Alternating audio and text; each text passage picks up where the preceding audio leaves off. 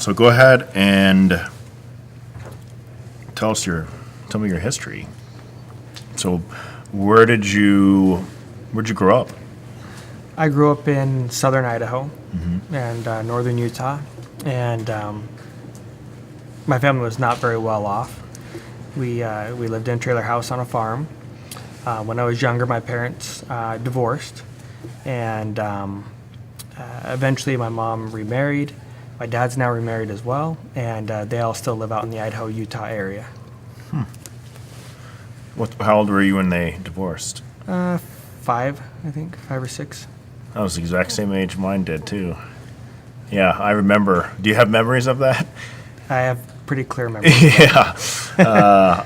And then after they remarried, did they stay married? My mom has. Yeah. So she's been married for 30 years or 20-something years. And my dad got remarried again, but he's been married now for, I want to say, 10 years, 12 years, maybe something like that. Maybe a little bit longer. I think unless you've lived it, it's hard to know what that feels like to be in like 2 different families with like 2 Christmases and 2 birthdays and sometimes not. But I think it just plays a part in who you become. Oh, sure. Yeah. So then you went to high school in Idaho? Went to high school in northern Utah. Okay. Yep. When did you move there? When I was 8. 8 years old? Yeah, my mom got remarried. Got it. That's a big Mormon area. So is southern Idaho. I think southern Idaho is bigger than northern Utah. Huh. But it's a high percentage, yeah. Got it. And then you went to New York Medical College after college? I did. I went to college. I went to 4 years of college at University of Utah. Okay. And then I went to 4 years of medical school at New York Medical College. Okay. And then you stayed there for residency? Then I stayed there for residency another 6 years. Wow. And while I was there, I did an enfolded spine fellowship, complex spine fellowship. So you did your medical fellowship, and then residency, then fellowship, all in New York. I did 1 fellowship in complex spine in New York, and then I went to University of Utah and did another fellowship in skull base and cerebrovascular. Wow. So you went back to Utah. Yeah. So that was a pretty different experience living in New York and then Utah. It's good. It's good to have good experiences. It Yeah. helps you grow. I agree. So then what is your specialty now? Neurosurgery. I have 2 subspecialties within that. So one is complex spine. I do a lot of regular spine work that people would consider discectomies and fusions and things like that. But I do a lot of spine work where I take out large tumors, replace portions of the spine, fix other spine surgeries that didn't really go as well as they had originally hoped they would go. Yesterday I took out a spinal cord tumor, things like that. And then I do complex cranial work too, so complex brain tumors or aneurysms or vascular malformations. So with tumors, how much of that is genetic? It depends. For some of them they are. For the patient I operated on recently, they have a genetic condition which predisposes them to different tumors of the nervous system. Most of them are sporadic, and a lot of the tumors that we see, of course, are spread from other parts of the body. Okay. So it starts somewhere, like a different organ, and then spreads over to the spine? Yeah, it becomes a metastatic tumor. Got it.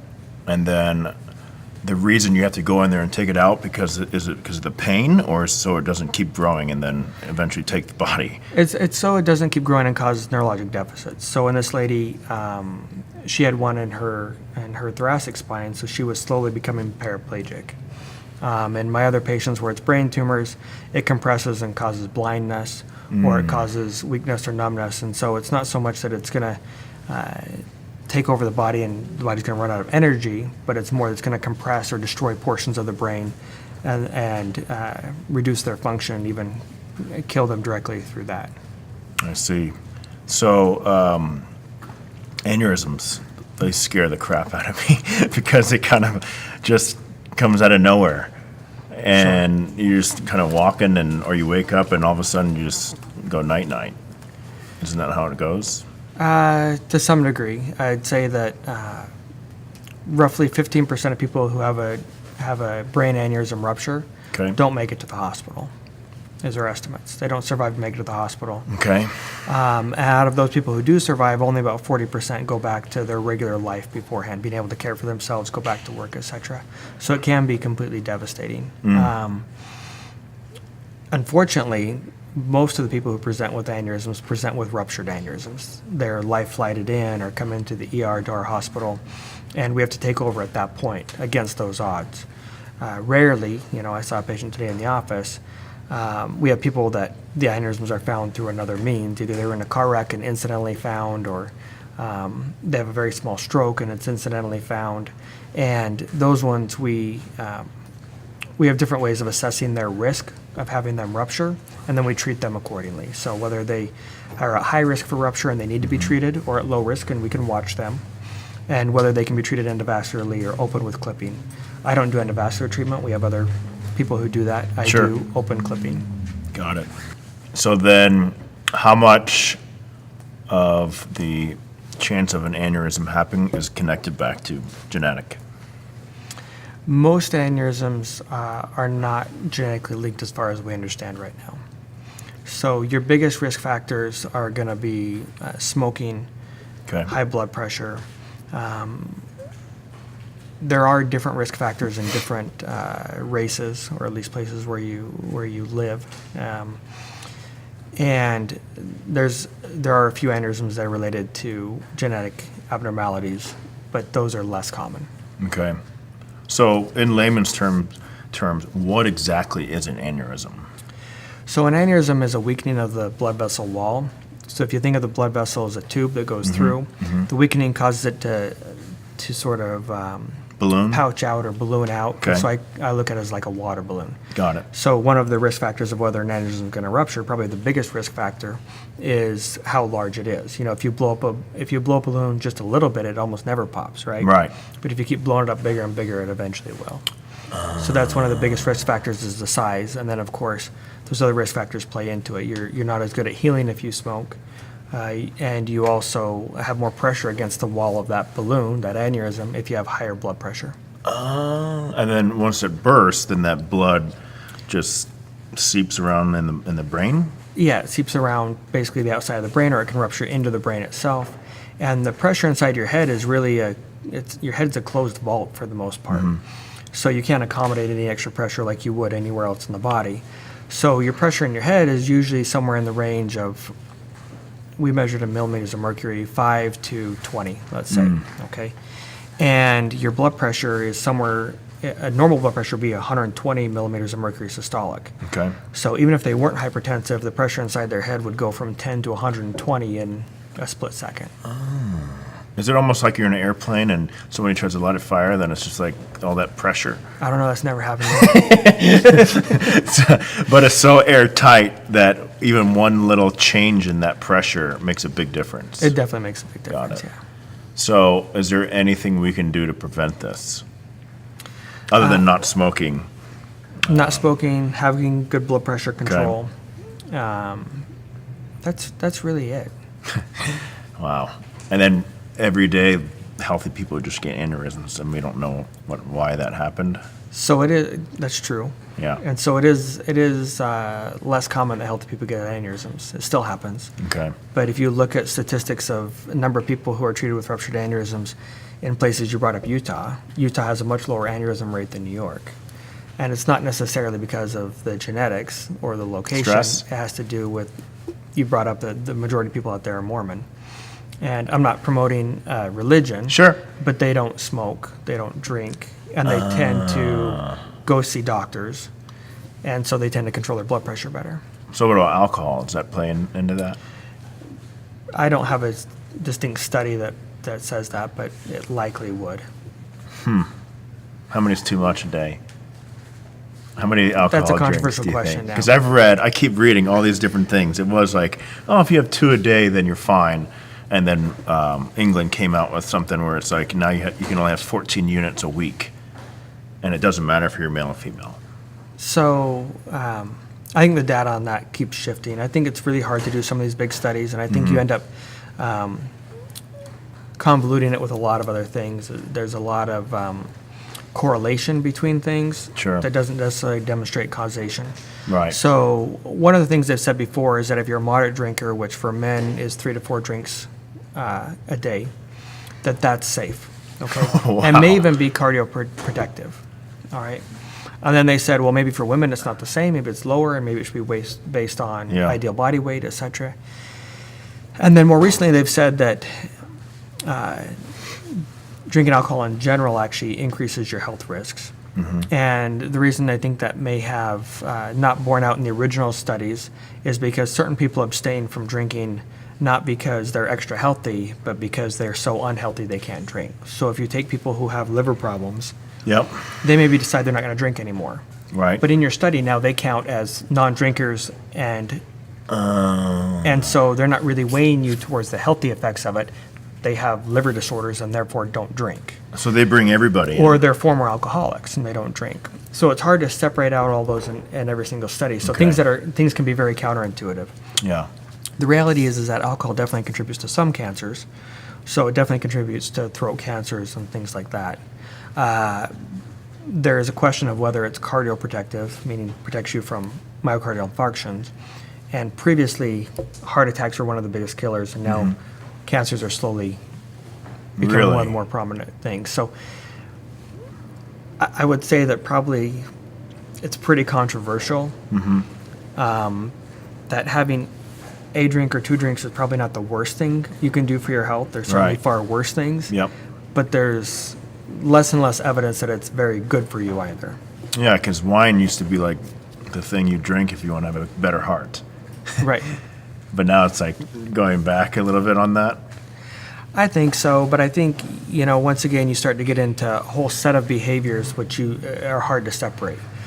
Somebody who relaxes and hangs out with their friends and has a glass of wine already has a whole lot of healthy habits there. Sure. Right? They can relax, they're not stressed out all the time, they have a support network, and all those things go into general health. Not that you should drink to hang out with your Right, friends, right, but right. but the point is it's hard to separate those people from people who are just as stressed and drink 2 glasses of wine and don't have any friends. Got it. And so all those things can sort of, Play into it. play into it and make the results of a study murky. But Sure. there's less and less evidence that it's really good for you to drink, but it's not as bad as sitting all day. Right. It's not as bad as smoking. Big Mac. It's not as bad as probably eating Big Macs all day. It's not as bad as Stress. driving without your seatbelt. Right, right. not What about as bad stress? as- Isn't that one of the biggest killers? Is It is, but another thing that's really hard to measure. yeah. So is poor sleep. Poor sleep is definitely very, very Oh, bad for you. yeah. But it's not that well measured. Sure. So, so you were in school and counting college for 14 years? Let me count just real quick. Maybe longer. 15? 15 years. 15 after high school. Wow. So of higher level learning, 15 years of that. Yeah. Wow. So there were a lot of times that you had to sacrifice and go through a lot of painful moments. Sure. I called New York my lost decade. Yeah. I remember you telling me that. I can only imagine. Not only you're living in the most expensive area to live in, but you had your family with you, didn't you? We were working on it. We Yeah. had both my children were born in New York, Wow. but we didn't have them before we obviously moved there. I think I actually was talking to your wife, and you guys were living in like the residence house or living quarters. So I met my wife in Utah, Sure. and I moved out to New York and started medical school, and then she came out afterwards. Okay. And when she first moved out there, we lived in an apartment in Manhattan on the Upper East Side. And then that was during a portion of medical school. And then during residency, we lived in a rented house a little ways away. And then for the last 3 years of my residency, we actually moved to housing that's directly across the street from the hospital because I needed to be essentially available 24/7 Sure. at the hospital. So why did you choose this profession? Sometimes I wonder. I No, can relate. because you go through all the things you can do in life, and everybody has their own drives, and there's different ways to do good. But you have to kind of figure, eventually we're going to get old. Okay, eventually we're going to die. Yeah. And what will we have accomplished? Right. Right? So, I originally went to college thinking I might go into business. Oh, okay. And it's not that you can't do any good in business, but I thought to myself, what if I really am really good at business? What if I do a great job? What if I'm very successful in my career and I run a Fortune 500 company? And when I get done with that, am I going to be satisfied? Am I going to be really, is that going to be a meaningful life to me? Sure. That I managed a Fortune 500 company? Right. And to many people, it could be, and it is, and they do many good things with that. But to me, I just didn't really think it would be. I think even if I was wildly successful, I would not have felt self-realized out of that.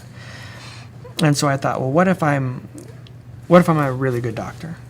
Okay, and you can do this with different things. You could be a teacher. I mean, I'm not trying to say you have to be a doctor, but what if I'm a really good doctor and I take really good care of my patients, and that's all I do? I never make any money. I never, do any of these other things. Will that be enough for me? And the answer was yes. I will have felt that I had lived a meaningful life if I can help people, and have done that in a direct, hands-on way. When it came to neurosurgery, I've always been interested in the nervous system and the brain. And actually, I was a psychology major in college. And it's not the same thing, Right, but I was interested in it. And it's... So your undergrad is in psychology? Yeah. Wow. Because it's usually like biology or something, like a science related. Yeah, I had a chemistry minor, yeah. Oh, okay. And so when I went into medical school, I really approached all of it like I might do it. I might become an infectious disease doctor, I might become a pulmonologist, I might become a, obstetrician or all these other things. And I really studied hard and I wanted to do all of it. And, but I always kind of thought that neurosurgery might be something I'm interested in. The other thing is that I always wanted to set my goals really high. So it's very difficult to get into neurosurgery. And there's other fields within medicine that are very difficult. Neurosurgery is one of them.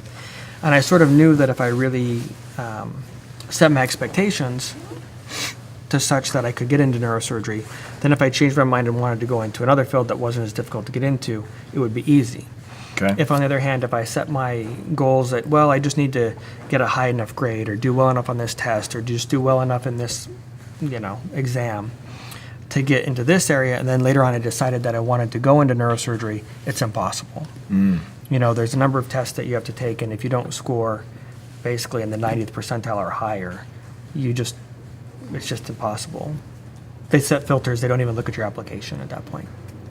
Wow. So it's not that it's hard, it's just So you did psychology, and then you said you wanted to get into, to be a neurologist. Neurosurgeon. They're I always different. get that wrong. I Yeah, they're apologize. different. So then you said you want to be a neurosurgeon, and you applied for med school knowing that's what you wanted to do, or you just go straight to med school? You go straight to first? med school and you can go into any of those things. Got but it. while in med school, I was thinking about... And it's what I not wanna easy go to get into. in med school either. No, it's not. So what do you think the odds are to get into New York for X amount of applicants? Like, what is the percentage you think that get into that? I used to know this because I used to even sit on the review committee. for Oh, these things, nice. but I don't know it off the top of my head. I would imagine that, for one thing, you notice in a lot of these pools that they self-select. So somebody who doesn't do well in college doesn't tend to apply for med school, Okay. if that makes sense. Yes. And somebody who does okay in college doesn't tend to apply for whatever prestigious med school you're thinking of, Stanford, Harvard, etc. They tend to apply for less prestigious medical schools. So there's Okay. a lot of self-selecting that goes on throughout the whole world, and that's another interesting conversation. Sure. Because some people sort of undercut themselves and really could do better. But I don't know. I mean, I think they take, only a few every year. They take maybe, I'm trying to remember now, even off the top of my head. Less maybe- than 10%? Probably something like that. Yeah. Probably somewhere right around there. Wow. That's impressive just right there. And then and then after you were done with med school, then, you have to do a fellowship. Residency for and fellowship. Yep. Residency, and then, but for neurosurgery, to be a neurosurgeon, then you have to go into a specialty. And you have to get accepted for that? So neurosurgery is your specialty. You have to get Okay. accepted into that, and that's your other now it's 7 years of training. Right.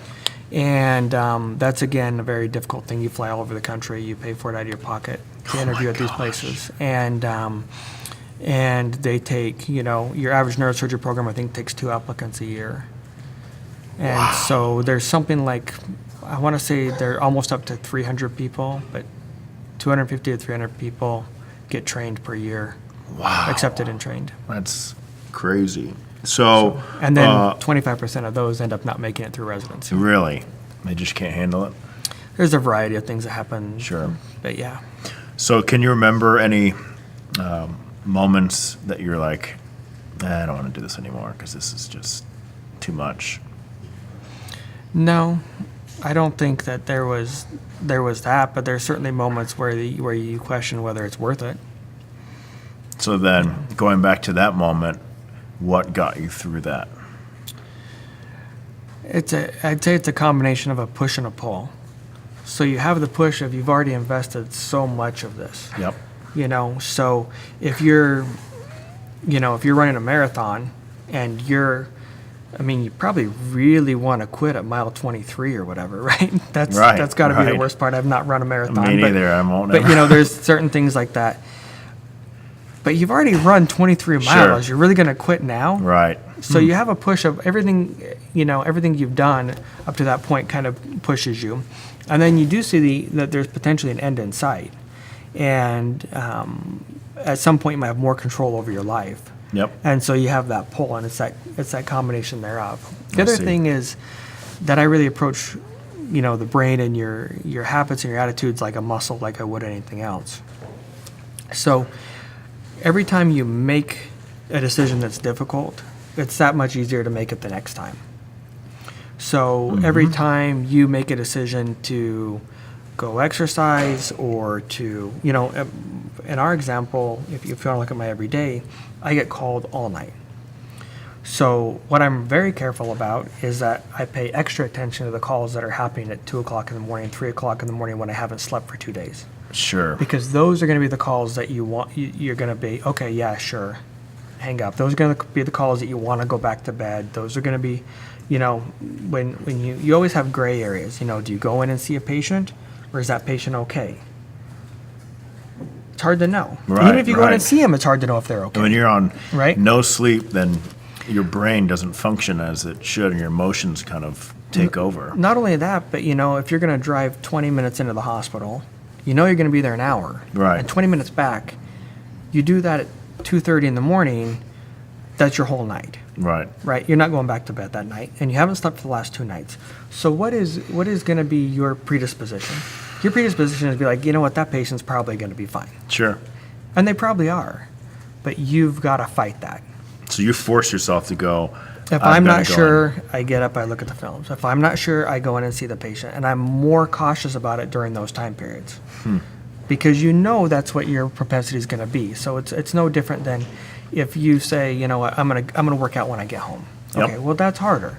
Right. Right? It's easier to work out in the morning. It's harder to Yep. work out at night because you got so many other things pulling at you. Sure. And then you say, I haven't eaten breakfast. I haven't eaten lunch. I'm starving. I'm going to eat dinner. Right. Now, how hard is it to work out after you've eaten dinner, right? You should take a So- nap. Go to Exactly. sleep. So that's the point where you say, I don't care the religious state. I'm going to work out now. Yep. Because I told myself that's what I'm going to do it. And the next time you go to do that, it's going to be easier because you've done it before. And so I think that it comes down to the same thing when you make these decisions. Sure. When you go in when you walk in for an exam, or you walk in for a test, or you walk in for an interview or a show or whatever it is you're doing, or you're super nervous, and you're going like, I don't want to do this. I don't want to be here. This is not fun. I don't want to do this. Yep.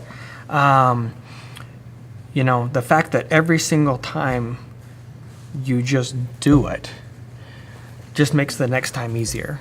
And life just becomes that way. Each step becomes harder, but each step, theoretically, you're stronger. Sure. So, every time you go in to take whatever, your high school test, and you get stressed and you want to do well on your high school test, Right. you got to calm yourself down. You got to do a good job, and you got to show up and not cop out and, Right. and study for it, because the same thing's going to happen in college, and the same thing's going to happen in med school, and the same thing's going to happen during residency, and the same Yep. thing's going to happen, and then, when you come out as a neurosurgeon, the same thing happens, at the time of surgery. A person, potentially could live or die based off how prepared you are and what decisions you make. And it's, can you imagine a neurosurgeon is in the middle of the operating room and I'm going to clip an aneurysm. The Yep. aneurysm ruptures, it's bleeding all over. I can't see what I'm doing. I'm calling for units of blood in the room. They're reading vital signs, and I can't handle this. I'm out. Right. Right? It doesn't work like that. Exactly. Right? It just doesn't, that's not possible. And, but it does, the way you make your decisions does make it easier along the line. And that's the push and the pull that you get when you think you want to quit. I could not agree more. That's something we try to teach our kids here, is the grit. Have you ever read that book that has recently come out? I haven't read that one. Yeah, it's a good one, and she talks about the importance of grit. She's a psychologist, and she did studies on all the successful adults, and then went back in their childhood and found out that the one trait that was different with them was the grit. So, was this something your parents helped you with when you were younger, or is it something that you just kind of naturally had as a young person? I think it's hard to separate those things. I think certain people have innate abilities. In my two children, I already see that, one is really good at this and the other one's Sure. really good at this. And Yep. I think as a parent, you try to mold them Right. to kind of counter for their weaknesses, Yep. so to speak. So I think you have some innate abilities, but I think there's certainly things that, parents and teachers and friends can do along the way to build that up. And I agree with you completely on the grit. You take the smartest person in a class, and then they don't study for 2 years. What do you think is going to happen? Right. or Everybody's going to catch up and beat them. you see it on the field. Like the best athlete who Yep. doesn't feel like they need to practice. Yep. It doesn't matter. The person who sticks with it is the person who's going to succeed. So, what would you tell somebody who's wanting to follow your footsteps? Is it worth it, or is there some advice that you'd give them before they make that leap of torture and putting themselves through pain? What I say about neurosurgery is it's not something I would wish on my worst enemy, but I still like it. I'm still glad I did it. So Sure. it requires enough sacrifice, and I think it's brutal enough to get through both financially and emotionally and Yep. everything else. That I think that if you were to take somebody and force them to do it, it'd be like a human rights violation. Right. I mean, it's really bad enough. I remember that when I was in residency, like especially during chief residency, I would wake up and dry heave because I hadn't slept enough. Oh my goodness. But my wife is like, "There's no way you're quitting now. We've put up with this as a family for so long." And it's not that I ever mentioned that I wanted to quit, but she was just like, don't even." She was like, You're not quitting. But I think the one thing I would warn them about is that it is, in the words of other neurosurgeons, it's a very jealous mistress of the rest of your life. It's very hard to separate it out from any other part of your life. I can't watch a movie and avoid getting called. And I can't, go to an activity and have a sick patient and I don't think about it and obsess over it. And, I care about every patient. I want everything to go well. And if there's a problem or if one of my patients isn't doing well at the hospital, whether or not it has anything to do with me, there's no way I'm enjoying that movie Sure. or enjoying that activity. Yep. And my wife is ridiculously smart and talented, and she basically runs the entire rest of my life. Sure. And so, you're sacrificing not only yourself, but you're sacrificing your family. Right. And that's something you have to be aware of. And that's you know. because there's so very few of you. Is that true? Yeah, and it's just such an intense thing. There's an amount of trust that's there in that relationship between you and your patients. And so, I don't have control over everything in the world, but as far as they're concerned, I do. So when they have maybe a bad brain tumor or an aneurysm, and they know the risks, and the risks are not maybe that low. Sure. 10% chance that they may have a stroke or die during those 4 to 6 hours that I'm operating on them. And they're completely out. And for their family, there's nothing they can do. And so that amount of trust on me to sort of provide that good outcome every time, Right. or at least control all these unforeseen circumstances. Maybe they have an allergic reaction, or maybe they have a heart attack during the operation, or there's a whole number of things that can go on. And so that sort of, for lack of a better word, relationship and pressure and trust Sure. sort of bakes into you a very high preparedness level. So, a significant portion of my life now revolves around learning ways to do it better and making sure mistakes aren't made. And these are mistakes that I don't even necessarily have control Right, over. right. Making sure the sterilization process is good that the hospital runs. So I would say there's a lot of sacrifices that go into it, and you never really know what they all are. And you have the same sort of thing. I mean, you run a very good studio here. Thank I'm you. very Appreciate impressed with it. Thank you. And you've built it up.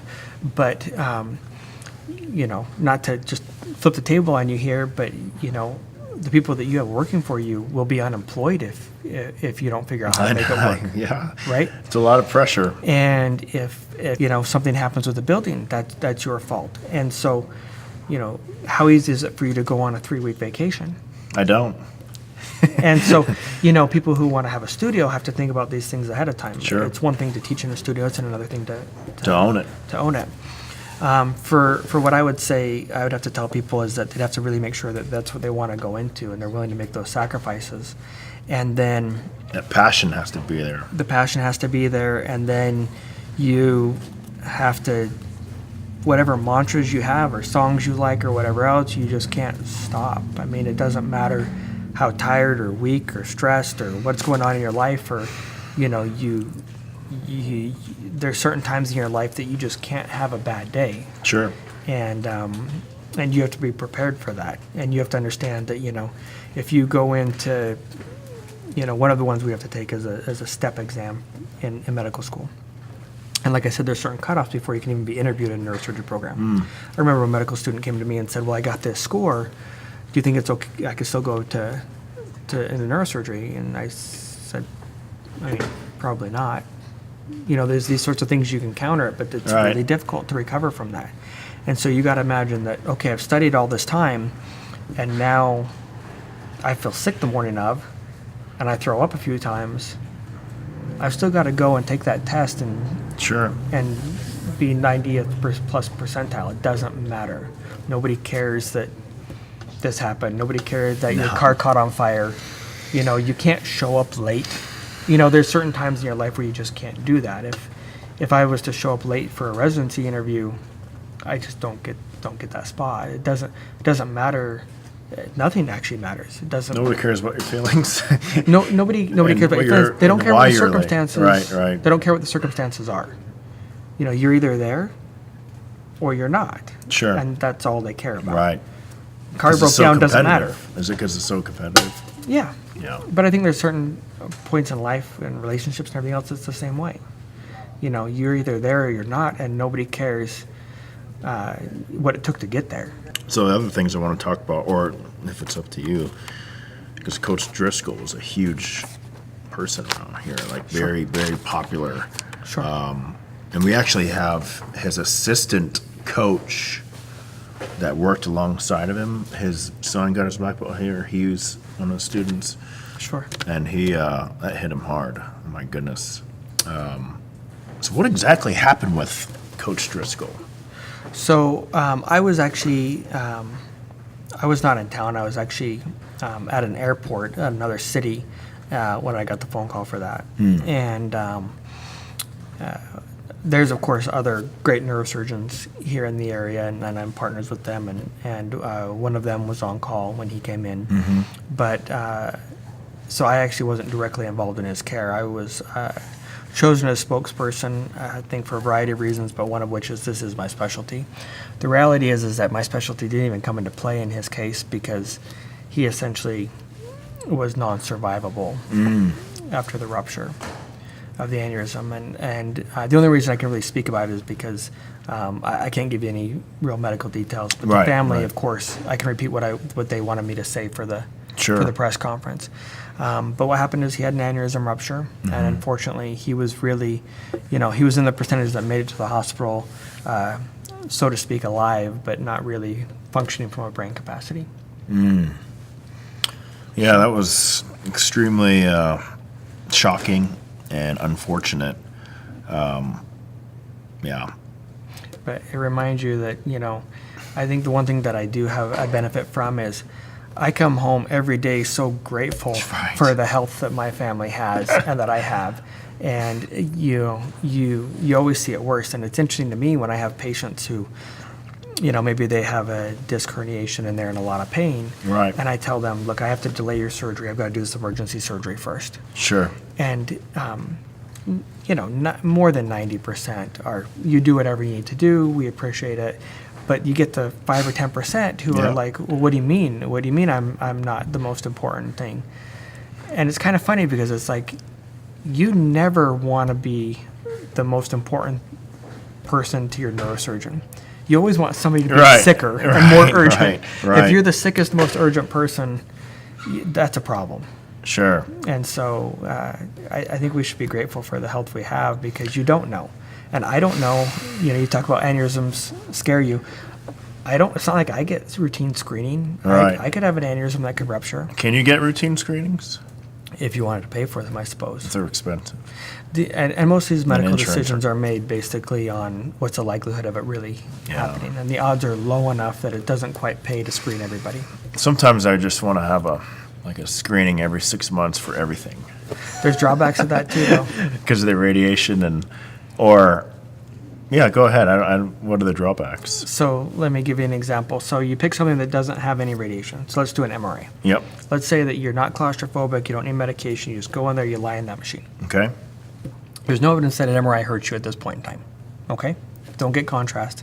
So you don't even have to worry about an allergy. So let me give you an example of that I know of. Okay? So somebody got a total body MRI at like a mall or something, right? And it showed calcification of their heart. Okay. What does that mean? Is that a tumor? Not really sure. Okay. So then they underwent a cardiac cath, okay, and they didn't find anything. So that's a procedure that carries risk, okay. Then they ended up undergoing a needle biopsy of their heart, which carries risk. And you know what it came back as? Benign. So they went through a series of tests which carry pretty significant risks to find something that was really just a normal variant like a birthmark. And so sometimes you can sort of know too much, and I see this in neurosurgery all the time where I really have to kind of counsel patients, and it's difficult even for me to know. Somebody gets an MRI because they have headaches. Yep. And then the MRI shows something in their brain. Yep. Now what are we going to do with it? They might have lived their whole rest of their life without having to worry about this. Right. This may be nothing. This may be a birth defect. It may be a birthmark, practically. Yep. And then sometimes we end up in a situation where we're trying to figure out whether we resect it or whether we biopsy it. Do we watch it? Now that we found it, we definitely have to watch it at least. Yeah. So now you're getting an MRI every so often, and now your whole life is revolving around getting MRIs of this brain thing you have, which may be nothing. Right. So your children are both enrolled here. They are. And whose choice was that? Was it you or your wife's? Neither. Theirs. It was theirs. Wow. So my daughter came here for one of the Girl Scout demonstrations, and she sort of took to it like a fish to water. Yep. And she loved it, and she wanted to come, and so my wife and I had a conversation about it. And my son, we offered it to him, and my daughter's usual answer to every single opportunity is yes. And then we tell her what the opportunity is. my son's usual answer is no. Yeah. And then he ends up slowly making a decision on his warms own. up to it. So I think she came for a few months, and then he wanted to join, and now he loves coming. Very nice. So we don't, we didn't decide that they have to come do this. Yep. I did some martial arts when I was younger. Oh, I didn't know that. And I know I try to keep a few surprises for you. I did some martial arts when I was younger, and I thought it was. I think martial arts overall are a very positive impact on children, Yep. because I think it teaches them discipline. I think it teaches them respect. I think it teaches them self-confidence. Yep. And self-reliance. So I think that those are things that you get little bits and pieces in other areas, but I think that martial arts is probably one of the easiest way to hit all four of those. I would agree 100%. So I have no problem supporting them coming here. How long did you do martial arts? Oh, I'd say for 2 or 3 years. And which particular martial art? Kempo karate. Oh, nice. And I even competed at international competitions. Did you? And I have a sparring trophy somewhere. Wow. So have you ever heard of the book, The Power of Habit? I've heard of it. Duhigg, I think is his last name. Just like Grit, I've heard of it, but I haven't read it. So this one, he basically talks about how basically success is built around just making those positive habits in your life, because then once it's a habit, then you don't have to use brain resources to actually do it. Like driving. It's a very complicated process, right? You got Sure. a lot of different things going on, but we've made it and established it as a habit where we can just do it without thinking, which then can be also copied into other things like working out, maybe grabbing that piece of vegetable or fruit rather than that processed food. So is there somewhere in the brain where our habits are stored, like deep down, that once it's there, we don't have to really think about it anymore? It's not one location. What I would say is that your neurons, if you think about it, those are what controls everything in the brain. Right. Is your neurons sort of making these electrical connections. Yep. And those connections are what form our movements and our memories and everything else. And they actually grow and become reinforced the more you use them. And they actually wither and shrink the more you don't. Okay. So when I say that I treat my brain like a muscle, Right. it really does work that way. And the fact that, when you do something for the first time, it's like this. But as you practice, it becomes like this, like this, like this, like this. And then it's a strong connection. And the next time you go to fire that, it's got a huge connection there. And so That's it where becomes repetition easier. comes in. That's where repetition comes in. That's where visualization comes in, right? They tell people if you're an athlete, you should visualize it before you do it. Because even just visualizing it walks you through those pathways and helps strengthen them. And this is something you can physically measure and see in the brain. Well, not a living brain, but we measure it in squid axons and stuff like that you can, by stimulating things, they actually generate more and more connections and stronger connections and faster connections. Sure. So for me, I'm very routine. That's just something that I just have always been apt to, but also something I think is important because I like to try to build those habits, those positive habits, because then I don't have to think about it anymore. For example, I'm trying to read for 30 minutes every morning. Like when I first come here, that's the first thing I do, because if I don't do it, then I don't do it later on. Same thing with working out. I try to do 6 days a week of working out and 1 rest. So do you think that this also can be applied to people's just daily lives? So for example, for us, we have that schedule of when people can come to class. What I found out that if they stick to the same day, same times, then they're more apt to come, as opposed to just kind of figuring that out like every week. Oh, there's no question. The more number of positive things that you can just have built into your life Sure. that you regularly do and you don't have to worry about, Right. the easier it is going to be successful. I agree with that. It's been a pleasure. I really appreciate this, and thank you for your time. Thank you.